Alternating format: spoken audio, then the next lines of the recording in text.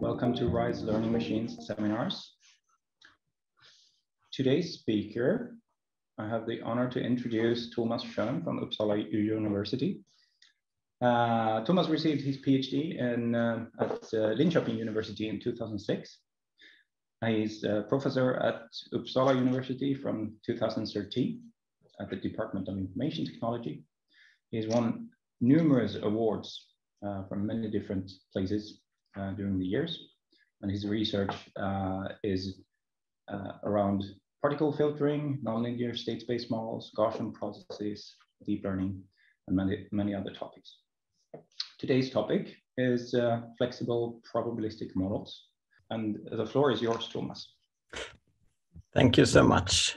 Thanks for coming, everyone. So I'm going to talk a little bit about formulating flexible probabilistic models, and in particular to solve regression problems. But let me give a bit of background on why that might be interesting. So the main message, if you want one main message from this talk, it is that I believe that the use of probabilistic models together with deep learning is more interesting than we think. So I'll spend the coming 40 minutes or so trying to convince you of that. Some of you are thinking, but of course there are models like this already, and indeed, for example, the variation autoencoder is a proof that this is at least interesting. But I think there are quite a few more constructions like that we can use. And to illustrate this, I'm going to look at solving regression problems using deep learning, where surprisingly little has been done. But it is a very active area, I should say that as well. All right, so my key takeaway from contemporary machine learning is that these flexible models often give us the best predictive performance. So what are then the flexible models? Well, for example, we have deep learning, where we use a fixed but typically a very or extremely large number of parameters. Then there's also the non-parametric models that are used maybe a bit less today, but still popular, like the Gaussian process or the Dirichlet process and what have you, which I still think are extremely useful, and we use them more or less on a daily basis for certain problems. Should also be said that we need to be careful when we use these flexible models. They can be quite deceptive. We saw quite a few examples of that during the pandemic. So there are, when you're dealing with a model that has lots of free parameters, that's of course, I shouldn't say of course, but that's more challenging than dealing with a model with a few parameters in terms of what goes on. So it's not like it's directly the solution to all problems. So that's, but let me look into a classic use case of deep learning in terms of a particular problem that I've been looking into for roughly three years or so now, I guess.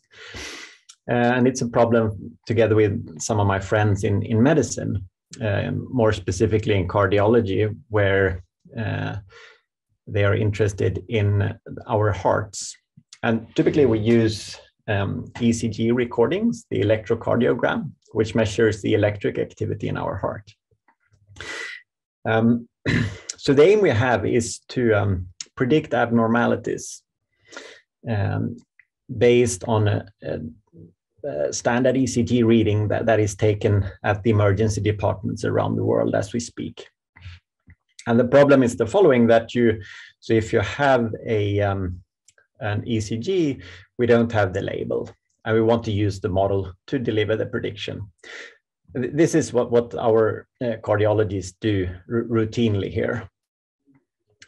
This is the background here is that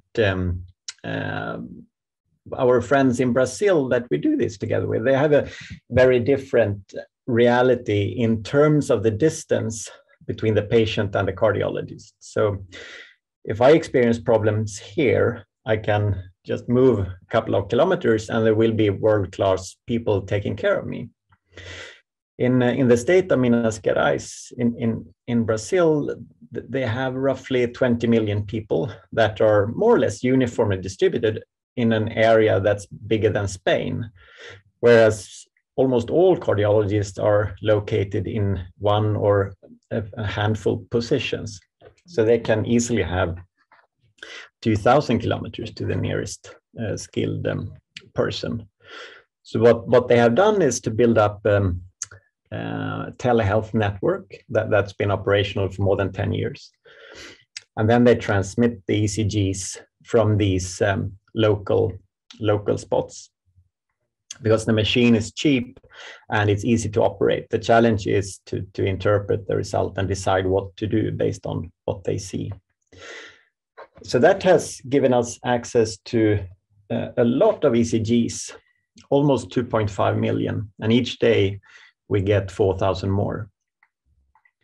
So based on that data, we sort of thought, why not do the more or less standard supervised setup? So we get all the ECGs and labels, we set up a fairly standard deep network that we then trained in a standard fashion. So I keep saying standard here just to emphasize that the contribution here is not on the technical level. It's more in terms of actually using all this data that is available. And we are reaching human performance on specific tasks. So when we evaluate this and compare to the medical doctors for 6 of the most common problems, it's more or less the same. We can't uniformly say that one is better or worse than the other. And the interesting thing here is that the key difference to the classical approach is that the model is not derived based on our ability to mathematically explain what goes on. But instead, we use, as many of you know, a generic model. And then we use all of this data to figure out the parameters. So that to me was quite fascinating. I don't think this is this is not clinically useful at this stage, but it gives hope that we can do something here. So that's what we are currently exploring, looking into if we can actually use this to, for example, sort these 4,000 ECGs directly as they come in and place them in different piles, where the medical doctors are encouraged to look in a certain pile before the others, and so on. And you can come up, we haven't done anything yet, but we are thinking about various alternatives. So that is happening. And another thing that we are doing locally here in Uppsala is to look at heart attacks in various ways. And some of them are super easy to spot.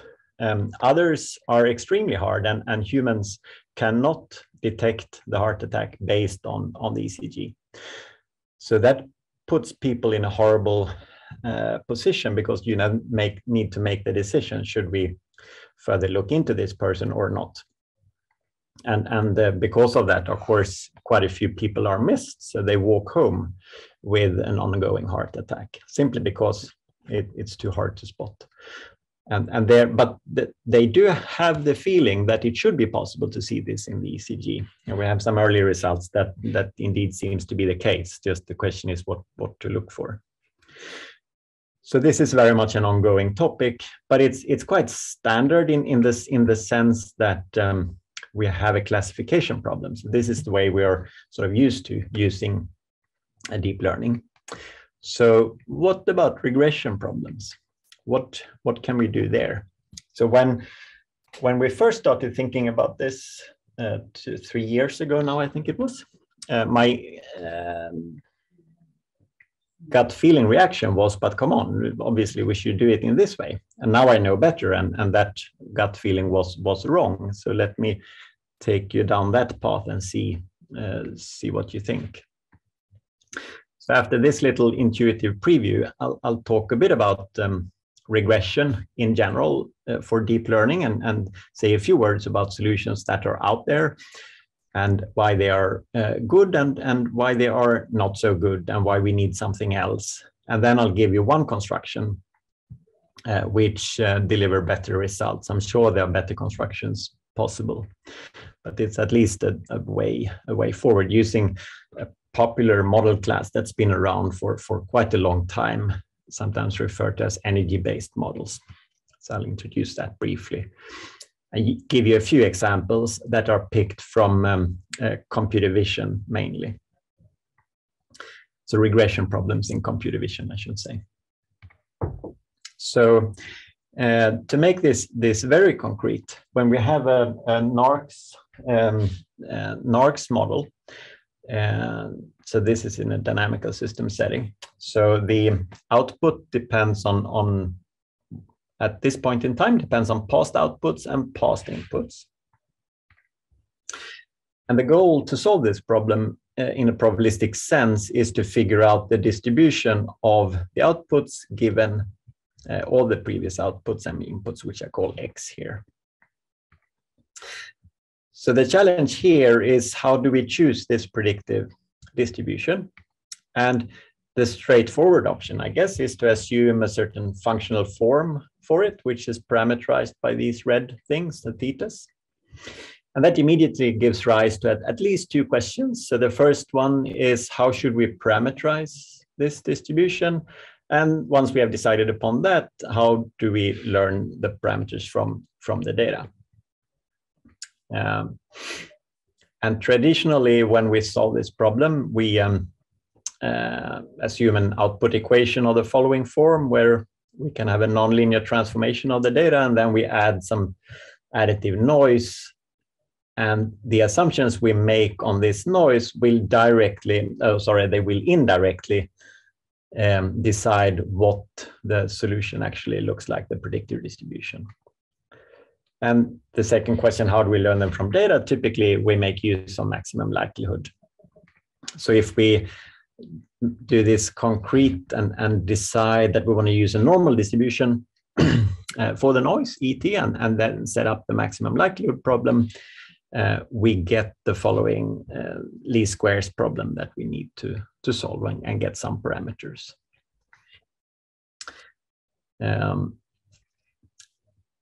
Okay, so the question at this point is why not use a more flexible model?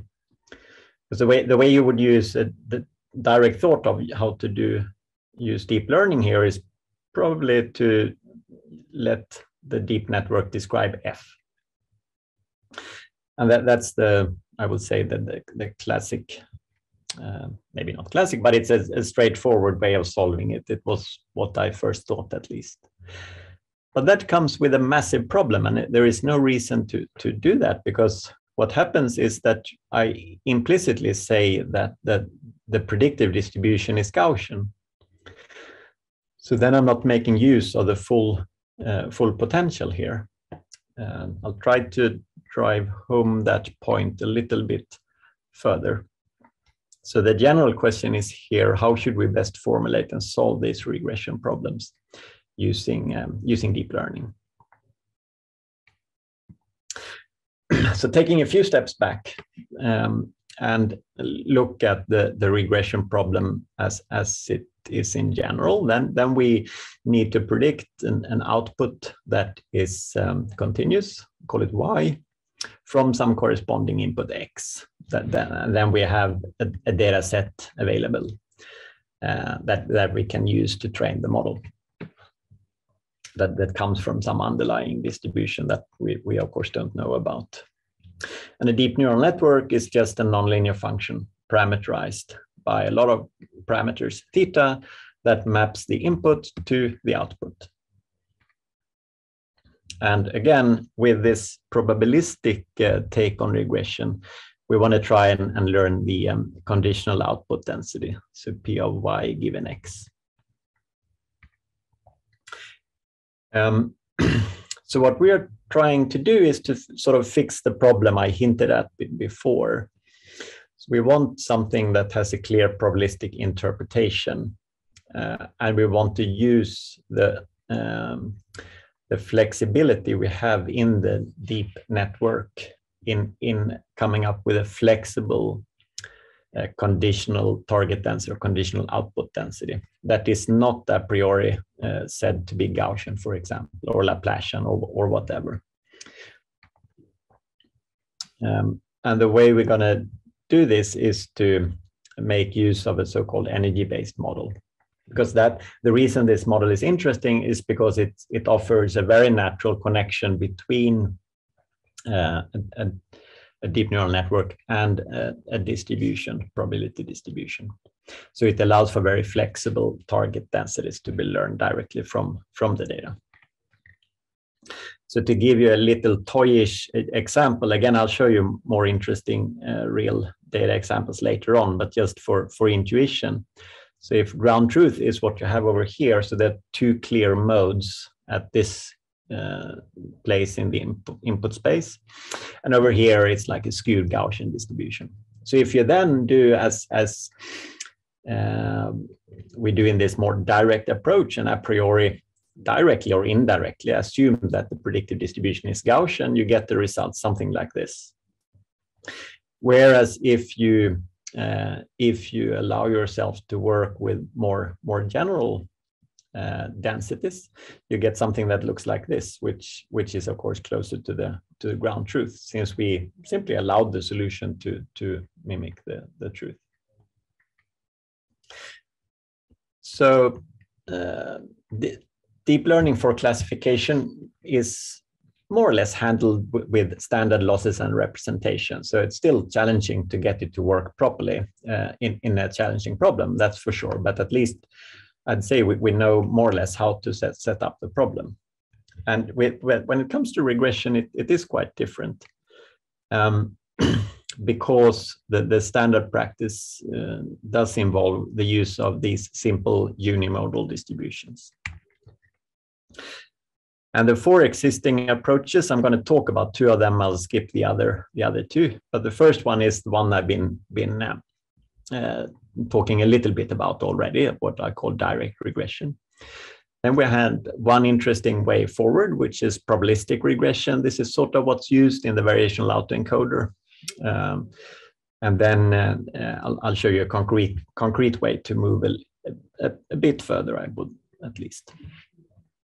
But again, let's repeat what this direct regression approach is about. So here we train a deep neural network to predict the output from the input. So that's why I call it direct, because it's a very direct use of the network to solve this problem. And then you learn the parameters, minimizing some kind of loss function, could be maximum likelihood or something else, doesn't really matter. But we typically set up an optimization problem that we want to solve. That involves summing all the data over this loss function, which in one way or another penalizes the differences between the model and the actual output. And again, commonly we use the L2 loss or the L1 loss, or maybe a combination thereof.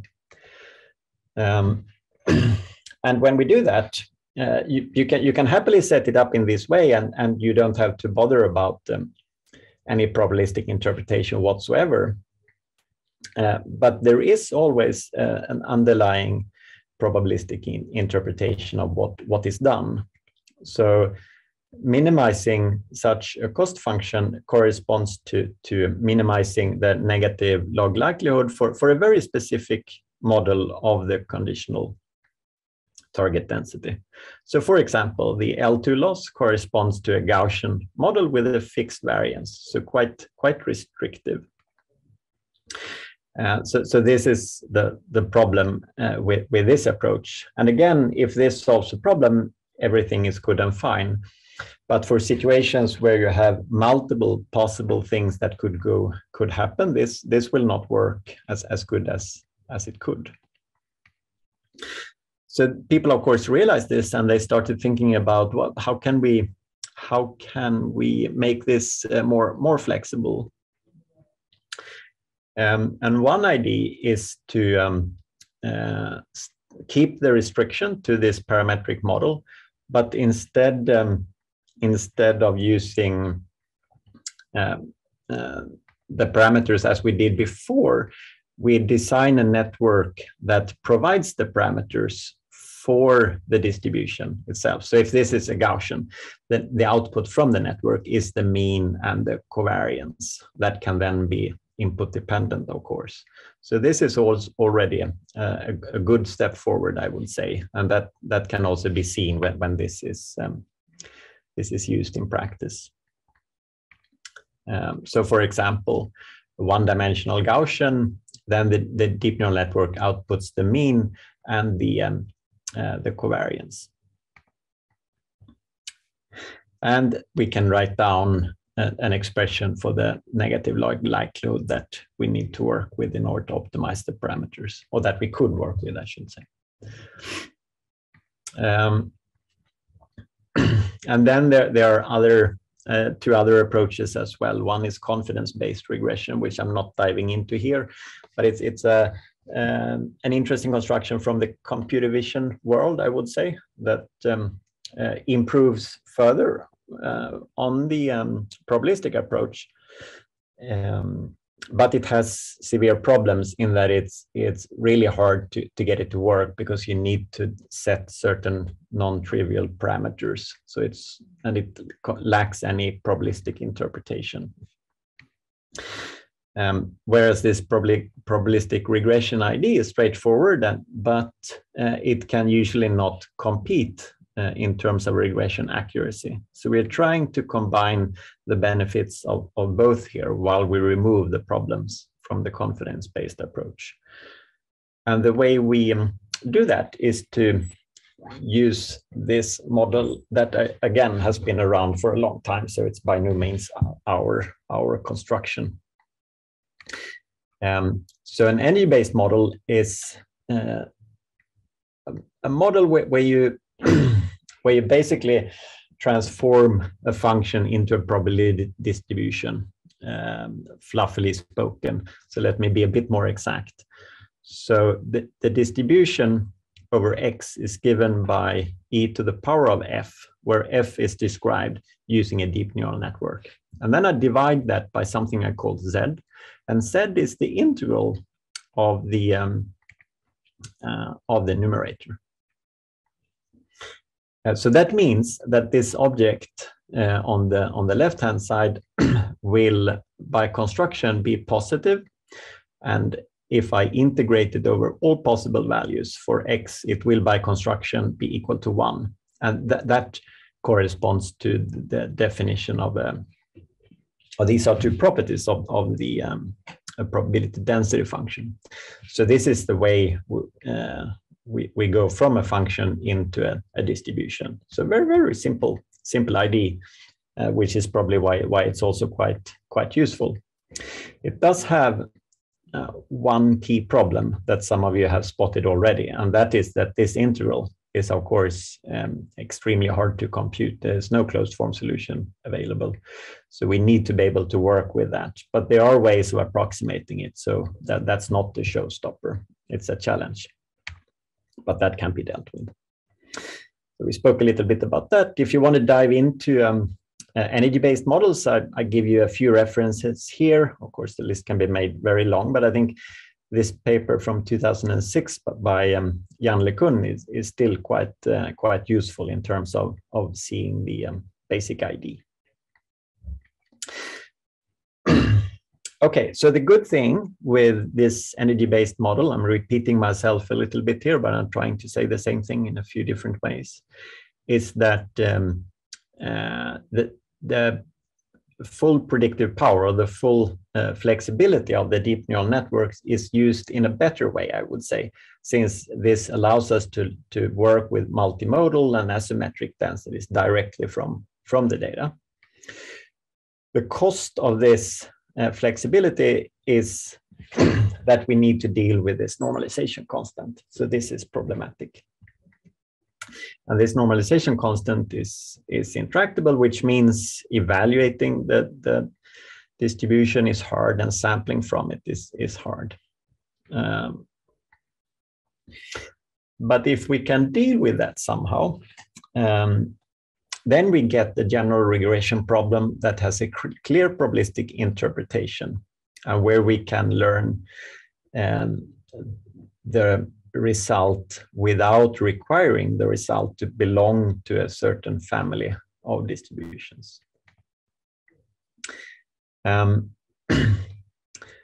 So in order to do this, we're going to let the deep neural network be a function that maps input-output pairs. So x and y is mapped into some scalar value, f. And this scalar value f is what we use to construct the distribution here. So it's a conditional energy-based model, if you like, that is being used. And to train this, we make use of observed data as usual, of course. And the most straightforward way of solving the problem is perhaps maximum likelihood. There's several other ways of looking into it, but I picked this one first. And we've looked into quite a few of them or 6 of them at least in good level of detail. And the maximum likelihood is not the best way to solve this problem, but it still gives decent results. And it's in order to show the idea, I thought I'll say a few words about it. So we're minimizing the negative log likelihood, which of course means we need to deal with the integral. So the problem comes and bites us exactly here. So how can we do that? Well, for the problems we have been looking at, the output dimension is typically quite small. So why regression problems in computer vision, so it can be tracking an object that moves around, for example. And if it's only in the image plane, then that's a 2-dimensional position. So that's, and then we typically have the size of the objects as well. So that's another 2. So that's 4 dimensions. If I do the same thing in 3D, I have 6 dimensions. So still very small dimensions. We also looked into problems like trying to predict the age of a person based on a photo. So that's just the scalar value, and computing the pitch, yaw, and roll of a face, as you see my face now in different positions. So that's just 3 scalars. So you can solve a bunch of interesting problems in low dimensional output spaces. So why do I keep talking about that? Well, it's just to motivate, even if I can't solve this integral in any dimension, if I can solve it in, let's say, up to 10 dimensions, I'm in an interesting business here. And that made us bring out a tool that we've been using quite a lot, which is something called importance sampling, which is the underlying principle in sequential Monte Carlo particle filtering. And if you have not seen it, let me just briefly tell you how it works. It's a very simple idea. So up here, we have, just to remind you what the model looks like, nothing new there. And then using importance sampling to evaluate this numerator Z, so denominator. What we do is the following. Here you just see the equation. And then this integral we can't work with. So what we do is we just multiply by q and divide by q, so I haven't changed anything.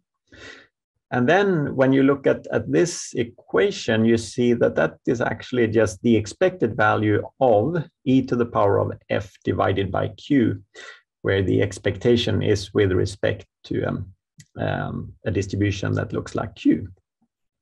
And this q is something that we just introduced, so that means we can pick it. So if you then generate a bunch of samples from Q, which is simple because you decided what that distribution looks like, then we can compute an approximation of this expected value using these samples. And it looks like this, just the weighted sum. And that's it. This is the importance sampling idea that's been around for a long time and is well behaved and well understood. We have the theoretical properties, and we know that it will converge to the true solution under quite okay assumptions as the number of samples goes to infinity. A key problem with importance sampling is that it doesn't scale really well in higher dimensions. but again, up to 10-ish or so with decent proposal distribution, this works out perfectly fine and runs pretty quick as well.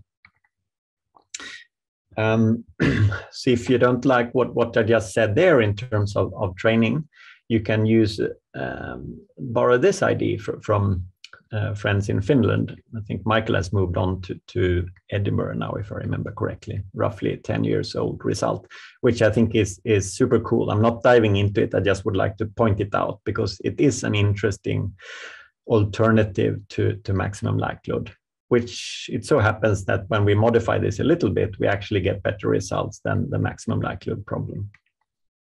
But I think I'll skip that for now. If you want to look into the details, you can have a look at this paper where we look into that. Okay, so if you buy that, the next question, I guess, is, okay, so how am I going to use this model in test time? I mean, when you put this thing into production. Well, it's typically what we have done, at least, is that we, for a given test input, we predict the corresponding output by picking the output that maximizes the conditional distribution of the output given the input. And this is, of course, a hard optimization problem because in here you have the network. But what is good is that from training the network, you have most of the gradients and function values that you need. Not all of them, but most of them have been computed. And those that have not been computed can be evaluated quite fast. So this runs quite quick using the existing autodiff solution. So it goes pretty fast to just use gradient ascent to find the local maximum from an initial starting point. So let's see. Let me show you a few examples where we use this in practice. So here is a visual tracking problem where the task is to follow this dog as it moves around. So the human draws this initial box around the dog, and then the algorithm needs to spit out this bounding box in all the frames as we go. And maybe I can see if I can show you a video of this in another example. So this is BMX riders, and you see the red one is our solution as I just described it, and then the green one is a previous state-of-the-art solution, which is here you can see it tracking completely the wrong thing. Of course, this is just one sample, so we can't rely on that, but it shows that at least here it does something right. And in the paper, we evaluated on of course more videos just to see that it seems to perform quite okay. Here's another example in using a different sensor environment. So here it's 3-dimensional laser data from an autonomous vehicle setting where the task is to detect and track vehicles that move in front of our host vehicle. And this I think also shows that this combination of a probabilistic model and a deep neural network is promising in the sense that we get very good results on this benchmark problem. I can show you a little snippet from that video as well, perhaps, so you get the feel for it. So you see down here, you see what the driver sees, and up here you see what the sensor sees. And the boxes are the solution to the regression problems that are solved as we drive along. I'll stop that there. And this is a joint work, I should say as well, with one of my students here, Fredrik, and a friend at ETH, Martin. Resulted in a bunch of papers, and the last one was just published. Is that could be a question that some of you have now. How do you figure out this distribution Q And that is a very good question. And that is something that we automated to a fairly large extent recently in this one, but I'm not going into those details now. Before I end, I would also like to mention our fairly new book that was published by Cambridge, not in 21, but that should be 22, I guess, in March, so last month, which is the course book that we use for our master level course in machine learning here. And it's also freely available and will continue to be freely available on this address. So with that, I'll conclude by saying that I hope I have created some kind of awareness that we can use deep neural networks for regression. And that these energy-based models is one way of solving it. I'm not saying that it's the way of solving it, but it's one way. I'm sure there are other models that can do this in even better ways. So we talked a little bit about the energy-based models, and it is a general solution, even though we only looked into data from video and laser here. That doesn't really matter. You can use other data, of course. And we solved the training problem using maximum likelihood and importance sampling is what I hinted at least. And there are other ways of solving the training as well. With that, I think I'll stop and see if there are any questions. Yeah, I would like to ask a question, if I may. Maybe it's a too big question, then you can just ignore it. But I was interested in this new paper you mentioned of how to make a good suggestion function automatically. Could you just give some hint about how it's done? No, that is not a stupid question. That's a very good question. If we start thinking about the problem, so this Q of Y, maybe we should think in terms of something specific. So if we think in terms of this picture here with the dog moving around, so dogs move around very fast. But even despite that fact, the change from one frame to the next will not be, they are not moving at the speed of light, right? So the change is not drastically big. So that means, what about just using the previous measurements to come up with this Q function? And how should we do it? Well, maybe we just place a Gaussian around the previous measurement, or we use a Gaussian mixture with a few other previous measurements. So this is a good start.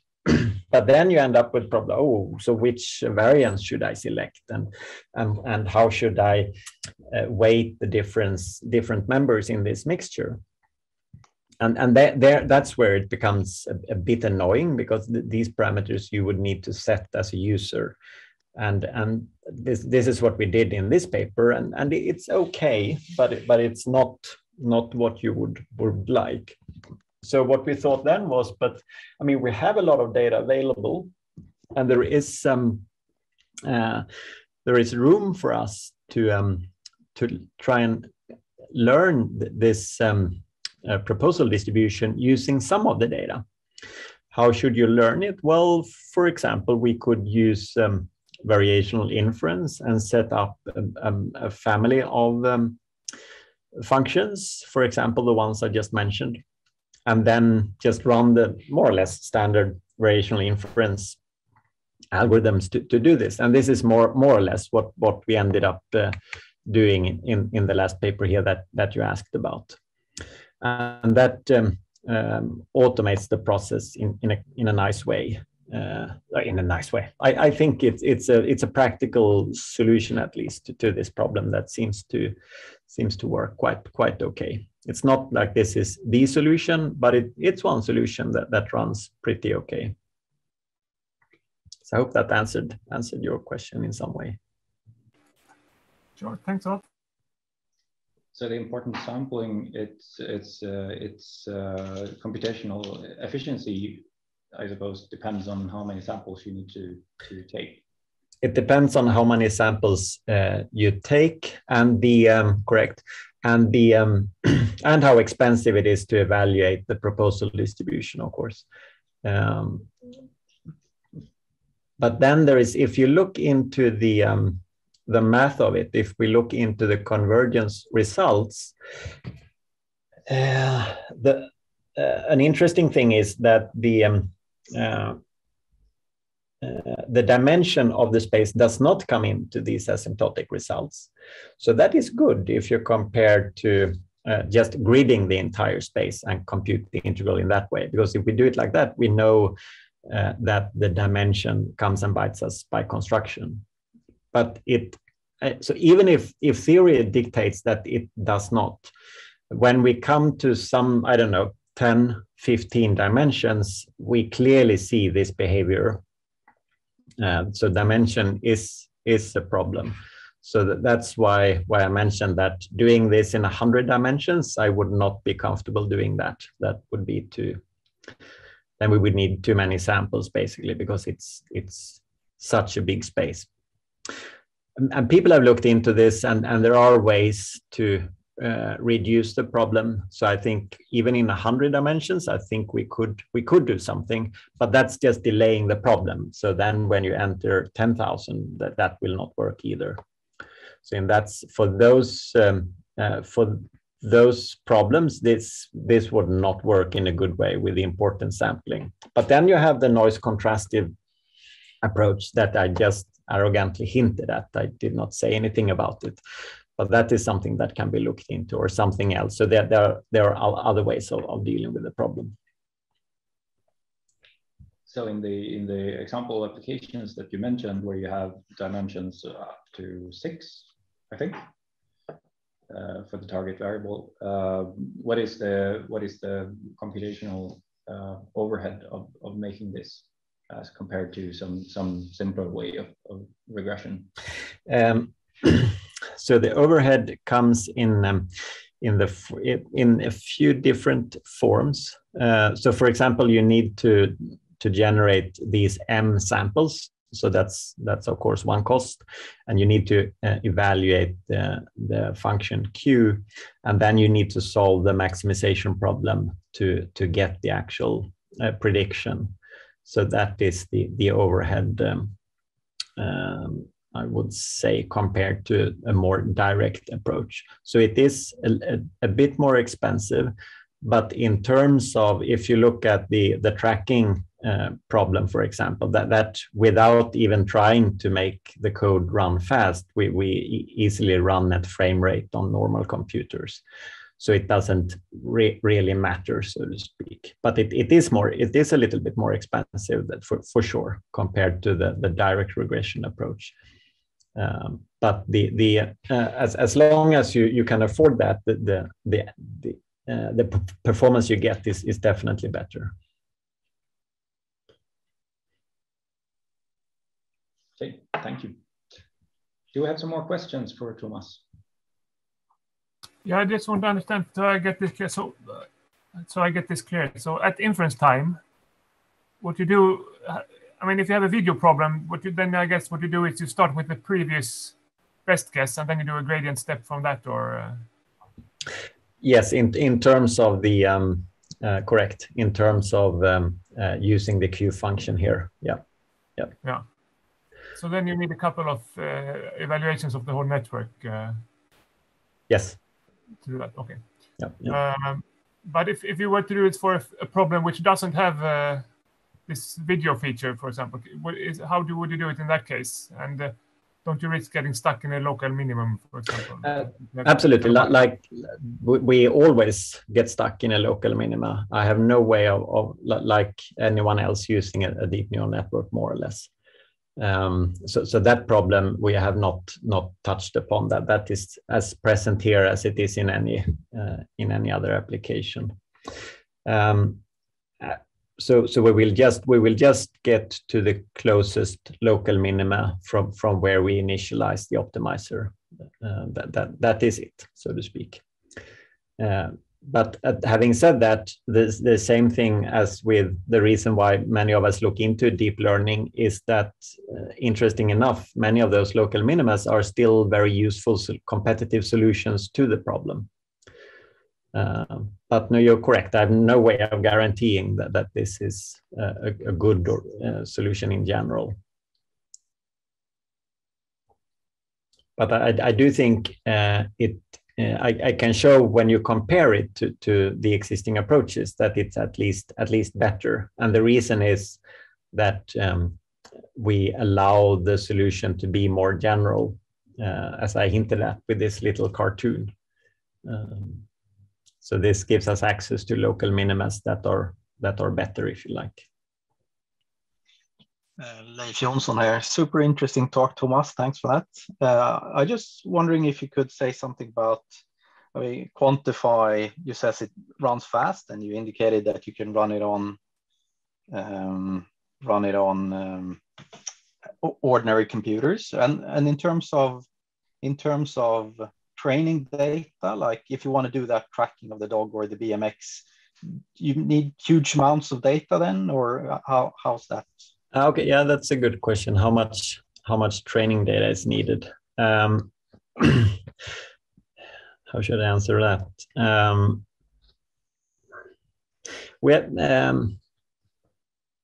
What we have done is we have used so in computer vision, which is not my area, so we're sort of borrowing the problems from there. But Martin knows the area quite well, so he's the one who picked the problems for us. So there it's quite a few benchmark problems are available, so to speak. Like this is the data that you can use, and this is the data you should use to evaluate. So we have been playing in that setting. And in terms of the amount of data, it's the same as with most deep learning results, that we need quite a lot of data actually in training these networks. So we run them on